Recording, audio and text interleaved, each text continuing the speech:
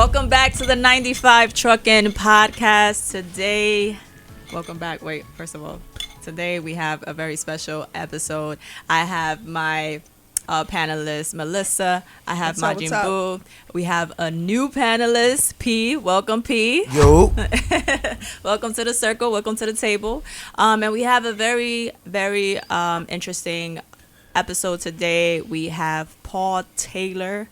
And this is a redemption story, right? He has his own company. It's called ISP Logistics in Carteret, New Jersey. Paul, thank you for coming in. Thank you for sharing your story today. Thank you. And tell us why trucking. Like after, doing some time, why did you come home and choose trucking? Honestly, when I came home, the only jobs that I was really working at was like warehouse, and the money that I was getting paid there, that wasn't cutting it. Then I did a couple of call center jobs. I actually landed one that afforded me the kind of money to, live decent. I was doing inside sales, selling home warranties for homes that just cover appliances. So you was making good money there. But it was more like, I don't know, like if you guys familiar with like one of those pyramid kind of scheme things, like it was long term. One of those, what is it called them? Telemarketing? Like a telemarketing? No, the it's a pyramid, but one of those famous ones. Ponzi scheme? Yeah. No, it's affiliate marketing. I forgot the name of one of the famous. I'll come up with it. I'll remember. Yeah. Okay. Yeah, but one of those famous triangles, whatever the case might be. Yeah. Exactly. So you felt like that was a dead end that wasn't for you, obviously. No. Okay. And like, what was your background in originally? In terms of like work. I ain't have no background. All right. I did whatever to pay the bills, man. Right. Street life. Make Right. And you know what they say. Trucking they compare it to the streets because the amount of money that you can make, and you can make some good money in a short period of time. So it kind of makes sense that you leaned over to the trucking. And what kind of trucking exactly do you do? What do you haul? Refrigerated goods. Okay. Yeah, so refrigerated goods and driving. Okay. Yeah. Cool. Do you drive yourself? Yes. Okay, nice. And what made you get into the reefer? Like, did you do drive-in first or reefer first? I did driving. Okay. Yeah. And then what made you get into the reefer? Honestly, I looked at the rates. I have family that's in trucking. So I have a cousin who's a fleet owner. He's in flatbed. Okay. So he hauls rebar. Okay. I don't know if you guys are familiar with that. It's basically like the foundation for like buildings when they're laying down. Yeah, we call them the H ones. So you had some kind of guidance in your family to like steer you the right way. Oh yeah, I was definitely blessed in my journey to not just have my cousin, but a buddy of mine work for a guy, and he's actually my mentor, like my business mentor. His name is Coach Kelso. Shout out to him. Shout out to you, Coach. Basically, he bought a route for FedEx. Okay. So I started a with few FedEx routes. Ground. Yeah. Okay. So that's his niche, and he really like coaches me. He takes me under his wing and informs me and instructs me like what moves to make, which ones not to make. And that's really important because usually when you start out, there is no mentors to really guide you. So most of the time you're failing forward. So there's a lot of people that lose so much money because they don't have the right guidance or somebody that already did it that kind of can help you skip over those mistakes. Exactly. So that's really important. But with that helping hand, like it's tricky because you can't even help everybody because you might put them onto something and they might make you look bad. So he took a chance on you, and you repaid him by being a good businessman and being responsible and taking care of business. That's what's up. Let me ask you just a quick question. That cousin you say you have, how long did he have trucking? And prior to you starting trucking, how much did he tell you get into trucking and you weren't there yet? Man, my cousin told me to get into trucking. I'm gonna tell you the exact year, 2007. 2007, and you started 2018. Do you 19? regret it? Big time. Big time. Okay. So Live that's and a learn. message. That's a message. Message. Pay attention to What your were the elders. They numbers? don't want. Did he talk numbers in 2007? He showed me pay stubs. Like, I'm watching this dude buy all kind of cars, taking trips, fly guy.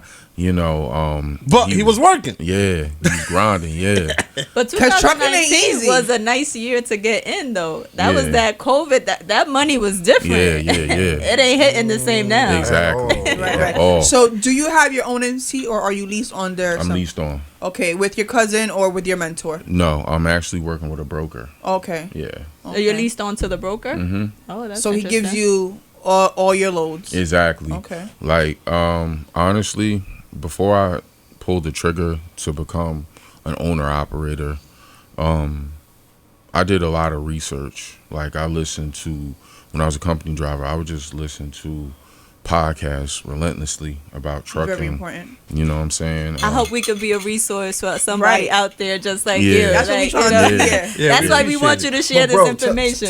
Tell them from the beginning though. Tell them from got the CDL, Okay. first company that you started with. Right. The troubles that you had with that company. Like, tell them that whole build up from to where you got to now. So, was it Pepsi, Coke? Tell them from that point. Real? Oh, you want to Yeah, start? yeah. Start How you real. got your Oh, first God. truck? And uncut. Come on. Keep it real. That's what we do here. You did what you did with the home insurance or whatever. Then you got in with Pepsi or Coke, and then start from like that part and just go with it. All right, so I'm gonna give y'all the Reader's Digest Yes. of my journey. Yeah. All right, keep it We'll real take short it. and sweet. All right, so I actually this is a funny thing. I went to like 4 different trucking schools. First trucking school I went to was Smith and Solomon. That's where I got my license. They was cool. They was cool. Up until I had to take my drug test, and I was still smoking. And the lady that I know you looked at me crazy, Which but Smith hold and on. Solomon? Huh? Which one? In Linden. I was there too. Yeah. Yeah. But the lady who enrolled me was super sweet, super cool. And she told me, sweetheart, like, you're not fully in our systems. So what I'm going to do is, because I paid for my whole training in full.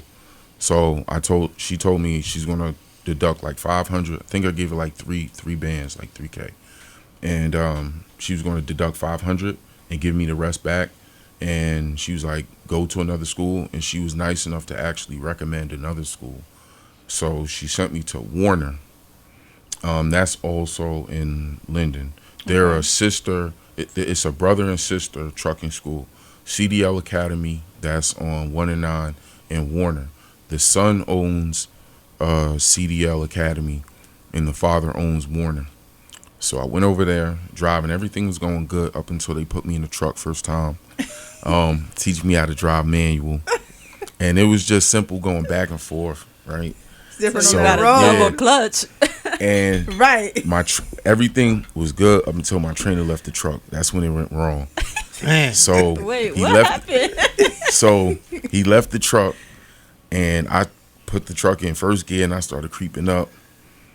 And it was a truck like backing up in front of me, and like I freaked out and I panicked because I'm just like. You trying to clutch, brake. I didn't know clutch, brake. I didn't know. So you any never of that drove manual before a at truck? all. My at story. all. And I just kept creeping up. I hit the trailer, boom. Dang. Oh, You didn't man. even have your license, I and you didn't had, have my and you got license. to He have was your first Green. back He didn't even yeah. have his permit. On the yard. On the yard. And the son actually pulled me to the side and was like, I'm not kicking you out, but I'm going to suspend you until we fix the truck. So at the time, I was on probation.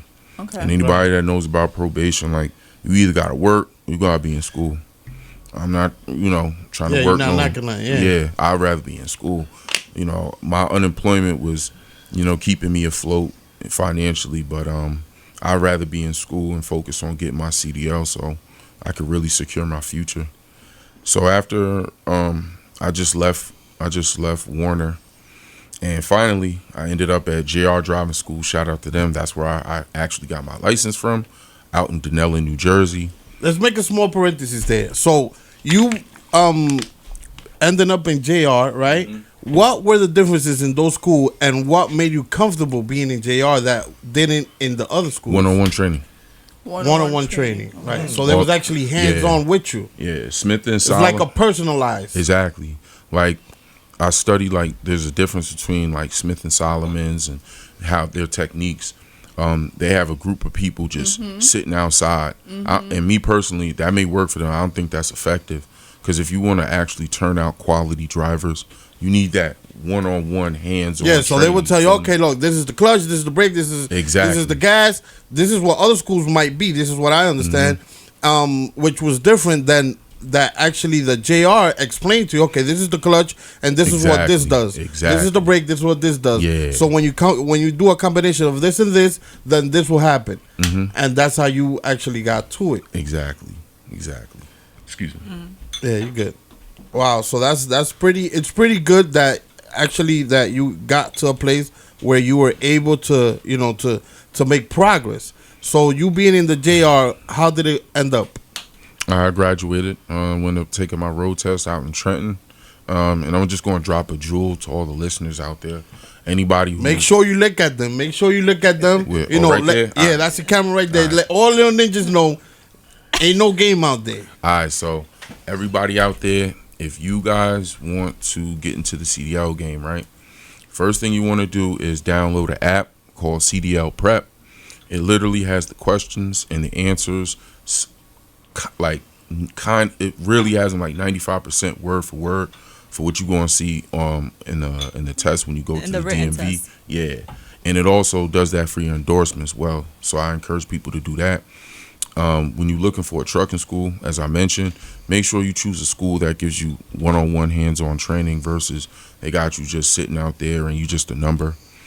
And what was the last one you talking about? No, it's just really that how do you end up? Let them know what you really think about how everything goes, and what your experience, because that's what we really want to know, and you let them know about your experience. Lost You my good? train of thought there. Nah, you good. But yeah, if you want to take your road test and pass, fellas and ladies, where you take your road test is critical. Like I've heard horror stories about Rollway. The instructors over there, they're very critical. They're quick to fail you on the littlest things, and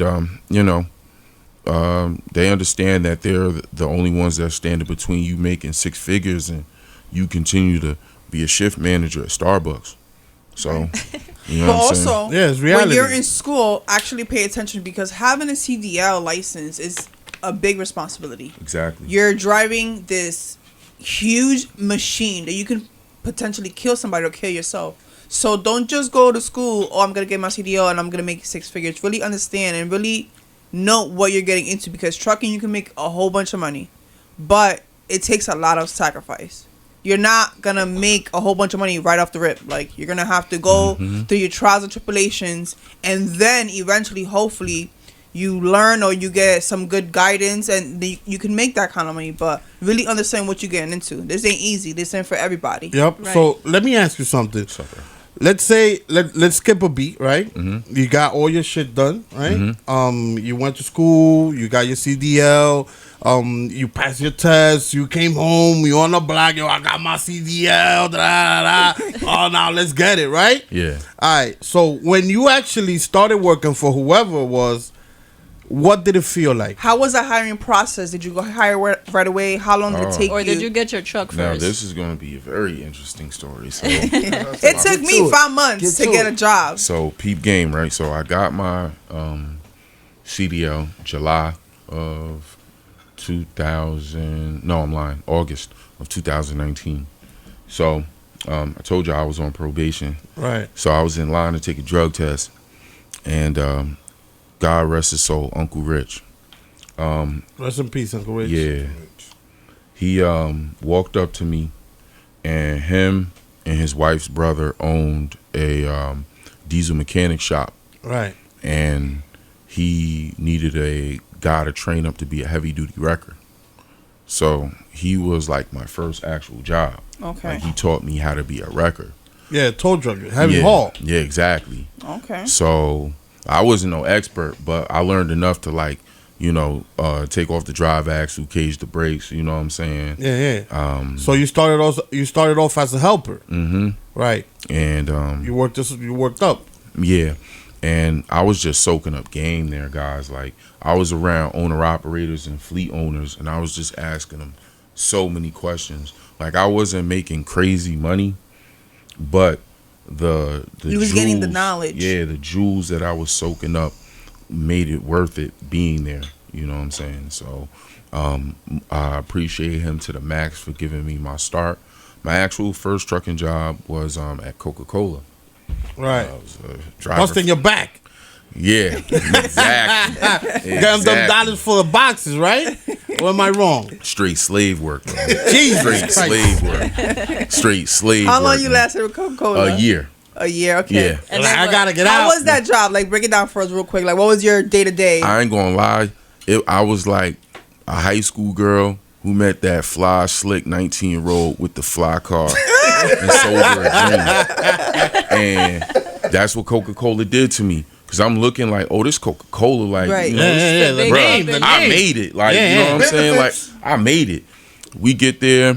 They ain't even give me a uniform. I had to go buy a Coca-Cola hoodie. I had to go buy work pants. They did supply me some boots. But, Okay. You had to buy your own Dickies, huh? yeah. It laid my foundation for trucking, definitely. Opened up your eyes. Mm-hmm. It opened up your eyes, and you said, "Damn! If this is Coca-Cola, what are the other ones?" Right, Huh? because those Yeah. big companies, you never see the profit that they make or the big money that they make trickle down to the bottom line, and that's the problem with big companies. Oh, yeah. Like, the bottom line is the drivers, and the drivers barely, get paid, and then they sell you a dream with that benefit package, right? Because you want benefits. Everybody's looking for benefits. They pay you Coca-Cola, well, one in New Jersey, the way they do it, they pay you by the case of soda. Yeah, By the yeah. case So of they got- soda. Yeah, So that's why I hold up. said breaking your back. They with got them cases. They got two lanes. They got R&D and they got bulk. So the rookies, myself, they put us on R&D. R&D What's is that? What's That's that? like the guys you see going to Quick Check in these Okay. stores, and you see them actually go inside checking the product, and they have to load Stock. the shelves. Yeah, they have to Okay. stock Yeah. the shelves. Bulk is when you're just strictly going to Warehouse to warehouse? supermarkets, and you're just delivering straight pallets of soda. The difference is bulk gets paid by the hour, and it's easier for them to get overtime and make good money. R&D, you got to really hustle because you get paid by the case. So whatever case of soda you don't deliver, you don't get paid for that. It's left That's off your no check. good. Yeah, it's left That's off your crazy. check. But I heard those guys make good money too, because I know a lot of guys. They work at Manhattan Beer and Yeah, I know a over lot of there. people from Manhattan Beer. Yeah, and that's how they really make their money over in Budweiser too. But I understanding that they're like football players. Their careers is 5 years and out. Yeah. Just because of how tough the work is. I've seen physical pictures of labor. guys fingers off with Yeah. with the kegs. Bro, The yeah. kegs, you gotta take them kegs down the stairs. It's real, bro. You know what I mean? Damn. And kegs is no joke. Kegs is no joke. Well, you have been in Coca-Cola. Where do you go from Coca-Cola to? Your own From truck? Coca-Cola, from Coca-Cola, what I did was I started plotting my escape off the slave plantation. And I went on Indeed, and I found a fleet owner with it was a mom and pop trucking company out in Jersey City. Right. Shout out to Minute Enterprise. Right. Shout out to them. They gave me my first shot, and pretty much he had dedicated lanes with Target. Right. Okay. Right. So Okay, the we have Target, the Target lanes. the Target was located out in Perth Amboy, and Okay. we would haul trailers. My first 2 years, I had a dedicated store in Manhattan. So let me ask you. Excuse me. You were still a driver by then, right? Then I went and got my own truck because that was an owner operator position. Oh, But- it was an owner operator position. So Yeah. you got to know them while being in Coca-Cola. So they put you on and say, "Yo, P, come on, we got Get your this, own we truck." got that. Yeah, he Get explained your it. truck, and we gonna work." Exactly. So he told me, lease on to me. The first truck was a 97 Mac day cab. The reason why I got that is because I understood tolls were going to eat me alive. It was a single axle. So, you know, when you go through the city, and there's another jewel, guys, when you go through the city, you get charged by the axle. Mm-hmm. Yeah. So just keep that in mind. I wanted to keep my expenses as low as possible. So went on Facebook, got me a used truck. The Mac cost me about 25. Put about 15. Down. Yeah, put 15 worth of work into it to make it Oh, roll. okay. With No, because you paid Because it's 2,500. a 97. 25. You paid No, 2500. 25K. Okay, Oh, 25K. 25K? And And you put 15,000 on the truck? Yeah. Oh, nah. I think they got you, my brother. But it's a learning experience, okay? Exactly. It's a And- learning experience, definitely. And with It's- that single axle, you can only haul but a certain amount of weight. You can't really do too That's the great heavy. thing about the Target. My heaviest load was like 7,000 pounds. Okay, so Okay. that single So you was axle holding worked around out. toys. But you was okay just Yeah, working for the PS5s. Yeah. Okay. Yeah, because you wouldn't be able to work for another company with that Exactly. truck. It No, was just so- for them. So that was your first truck, Mm-hmm. right? Did you jump to another truck, or how long were you there, and when did you jump to another truck? All right, so I was with them up until 2022. So I got with them. It was like beginning of 2021. All right, so that's when everything started declining, Mm-hmm. right? Wait, Yeah. so did you make your money back? Yeah, I made my money back. Those Target loads paid well.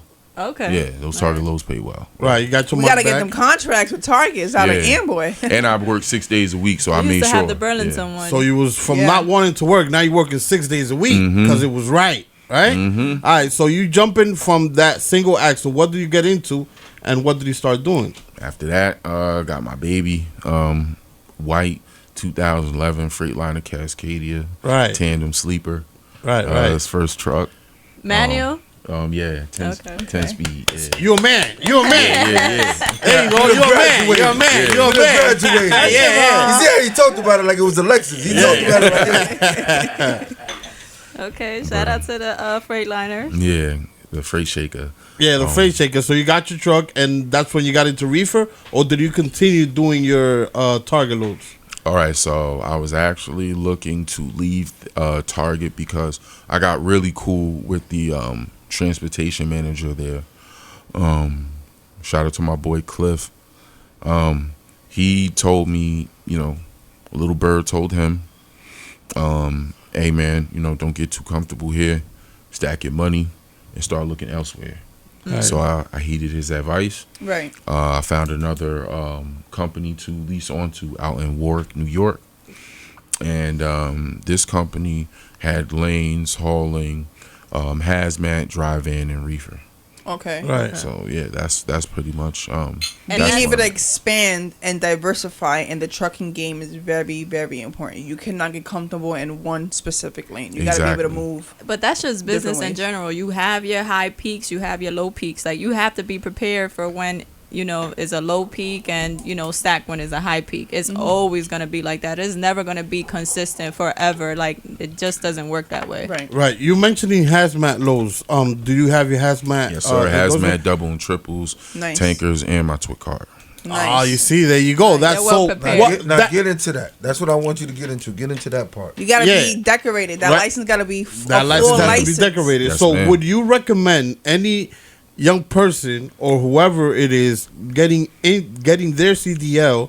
When do you recommend them doing their endorsements? Afterwards, or Right away? Since you're in it, do it. It's another look into the camera Yes. directly moment. Yeah. Get it ASAP. ASAP. Get it while you're in school because you're going to graduate and you're going to get lazy and comfortable and get a job and you're not going to want to get it. My personal philosophy is, you know, I want to be a Swiss Army knife. I want to be versatile. You know, like That's the key. like she said, So, hey. you know, you want to be able to diversify and move around. Yeah, you know? yeah. And Have options. yeah, exactly. Have options. Good. So, when did you get into reefer? Let me ask you. Reefer, I got into that. It was around 2022, going in 2023. All right. So, you being from here, Northeast, right? Yeah, Jersey City. Yeah, Jersey City. From Jersey Mainly, City. if you're not over the road, usually you're going up to Boston, New England, up that area, Maine, and all of that. Is that the lane you chose or what? No, so basically the company that I'm with, they dispatched me. Oh, they dispatched you. So you still did Northeast? Yeah, they were regional. Went as far up as Vermont, and as far down as Florida. Oh, okay. Mm-hmm. Right. So, what is the best advice you can give somebody right now getting into trucking from your point of view, from your perspective? You had done everything you've done. A person that sees, that knows you were locked up, right? You came home, you did your thing. So what is something you would tell them? Not to get into something, or them not really give a fuck and whatever do. Oh, wait, F-bombs. Beep. Beep, right? Or them do whatever they want. Cause right now, streets ain't paying. You know, streets ain't paying, and as far as I'm concerned, I would have done the same thing you did. Got working, right? Me, I can identify myself and say I should have done it before as well, right? Because once you're in it, you like it, and you understand that working is actually the way. You know, a lot of times people don't see that, or they say the person doesn't see that because their eyes are blinded with the I don't care. Exactly. Right? But it's much different, and I guarantee you can identify yourself that when you leave home now, you're you can breathe. Peace of mind You know? is priceless. Yeah, exactly. You can breathe. You could go wherever you want without having yourself Looking behind your shoulder. yeah, but whatever the case might be, right? So let me ask you one more time, and excuse me. What is something that you will tell them not to do? Something not to do. Don't get into this without a game plan. You know, again, this is another look into the camera moment. I say your CDL is the ghetto PhD. I'm a big fan of trades. You know, trades saved my life. You know, they're very scalable. You're a high skilled laborer, and I would tell anybody getting into trucking, just do your research, do your due diligence. You know, I told you, gave you some free resources. Get the app, go to your local DMV, get the book, start reading, start studying those questions till you're getting 100. Like you're looking at the back of your hand. Go look at podcasts like this. You know, Thank do you. your Appreciate research. Yeah, of course. Now, Paul, fast forward, right?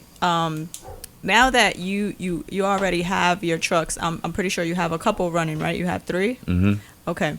So when did you realize, like, this is bigger than just me driving? I got to get, some drivers. And in terms of, like, that business that you're trying to build, that bigger picture, what's next, or how, what's the biggest challenge in keeping that running? Like, what's the thing that helped you keep that running?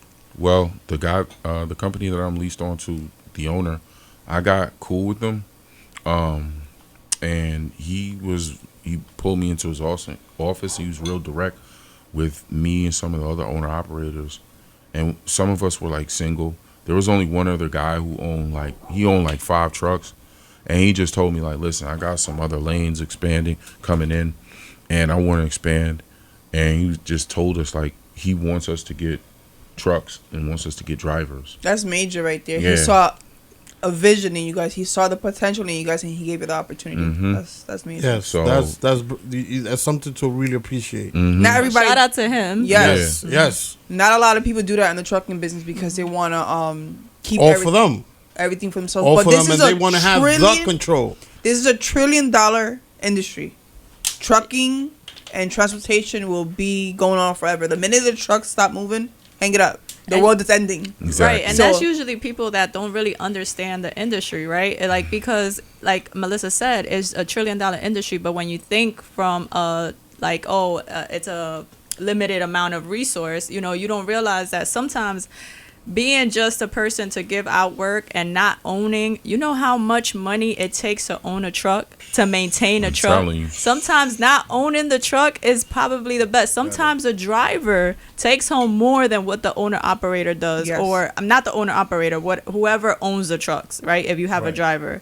So, like, also keeping that in mind and doing your numbers, knowing the numbers is really, really important, because if you don't know the numbers, you might You're get gonna into fail. something that you can't really afford or keep going.